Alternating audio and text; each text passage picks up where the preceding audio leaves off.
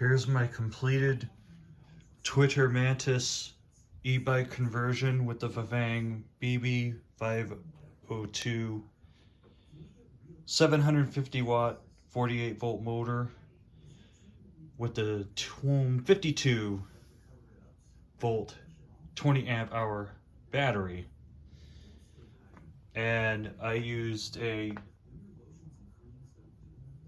34 tooth chain ring, and it works for all the gears up to the last one. Has a bad chain line. It's geared nice and low to compensate for the higher voltage, allows for a higher spin, and it works fine.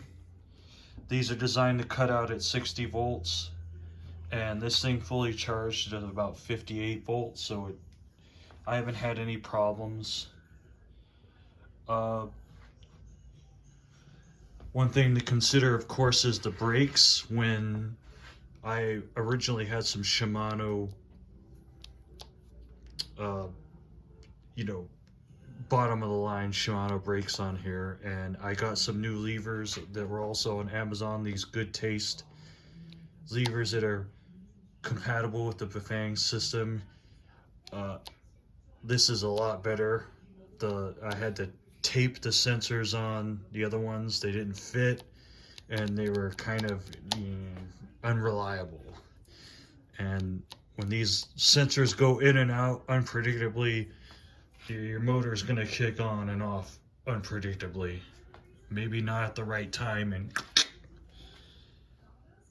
but this works great. This climbs up some steep hills.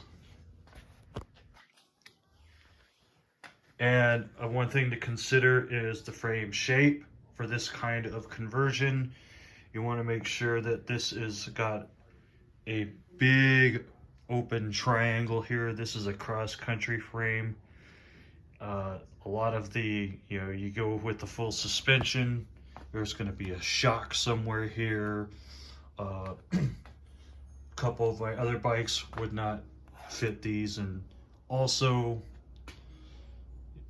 not ideal for, this does affect the handling a little bit downhill. Since this is for cross-country riding, I stick to cross-country trails. Nothing really steep.